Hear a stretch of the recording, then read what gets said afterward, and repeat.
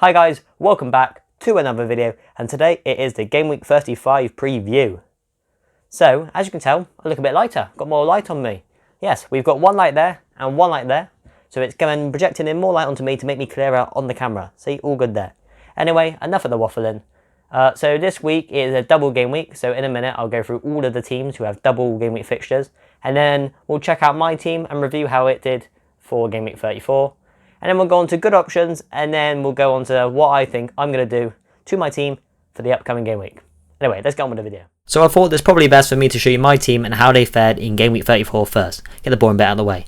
So we only got 31 points. It was a very poor game week this week. No players really returned. A lot of my players missed games. And then it was very strange. Tottenham scored 4 goals and Harry Kane wasn't even involved in any of them.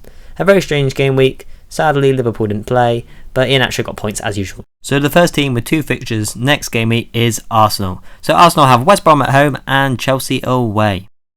And the next team is Aston Villa. So they have Man United at home and Everton at home.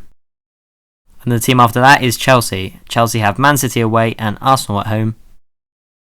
And then Crystal Palace, they play Sheffield United away and Southampton away. Everton have West Ham United away and Aston Villa away.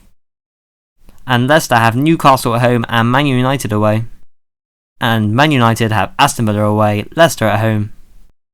And finally, Southampton, they have Liverpool away and Crystal Palace at home. So now let's move on to the next bit of the video where we look at good options for the upcoming game week. And yes, all of these players do have double game week fixtures because they have 2 chances to get all the points for your team. So the first option on the list is Timothy Castaneda. So he can play left back or right back, but he predominantly plays right back. He costs 5.8 million, so he's quite expensive, but he is lowly owned at 7.3%. And with 1 goal, 1 clean sheet, and 1 assist in the last 5 games, it is not a bad return. And I've watched Leicester play, and he looks very good. He's getting into good spaces, defending well, creating chances, looks like a really good player. And in the double game week fixtures, he has Newcastle at home and Man United away. So 1 easier fixture on paper, and 1 harder. But Leicester are a good team, and he could profit and get you lots of points for your team. And the next player on the list is Kalechi Ian Nacho. So Kalechi Ian Nacho, he speaks for himself. 4 goals, 2 assists, last 5 games. He costs 6.3 million, cheap as chips what he brings you. He's owned by 25.4% of the game, and he has Newcastle and Man United next, just like Castaneda.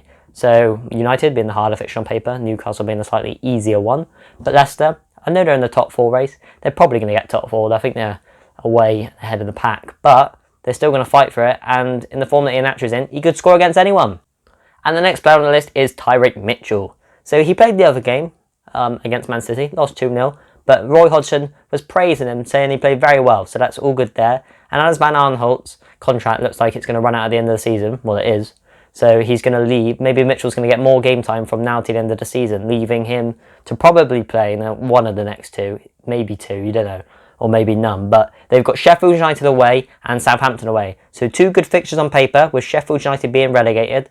And he's only got 1 clean sheet in his last 5 games that he's played in, so it's not the best. But at 3.8 million, 3.8 million, he's cheap as chips.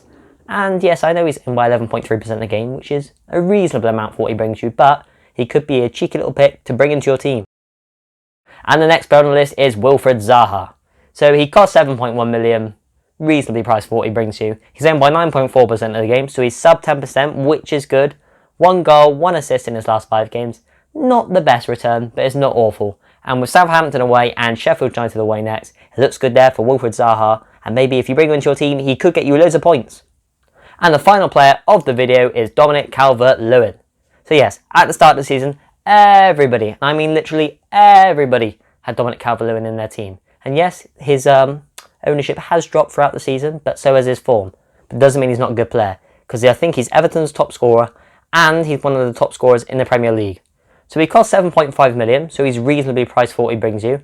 He's quite highly owned still, even though his ownership has dropped, at 27.6%, but with 2 goals in his last 5 games, so reasonable there. And with West Ham United away, fighting for a top 4, quite hard, and Villa away, they tailed off a bit, but still quite hard. But still, I say but a lot, but still, Dominic Calvert-Lewin could profit in those 2 games because he is a good striker. So exactly 3 changes this week. So the first change is Tyrik Mitchell. So I brought him in, took out John Stones. With his red card, he's still out. So he's cheap as chips, like I said about Tyrik Mitchell earlier on in the video. And then Wilfred Zaha, brought him in midfield for Matthias Pereira, who's got a couple of hard fixtures coming up next. I think 2 or 3 hard ones on paper for West Brom, but you never know. And then to forward Wilfred Zaha, because I didn't quite have enough money, I dropped Neil Maupay to Fabio Silva, who scored last game, but he still probably ended up on my bench for the upcoming game week. And then captain-wise, I'm probably captain either Ian Nacho, Fernandes or Zaha for my team. Anyway guys, thank you for watching the video. Any comments or questions, put them in the comment section. I'll be sure to answer them. I hope you enjoyed it, and I'll catch you in the next one.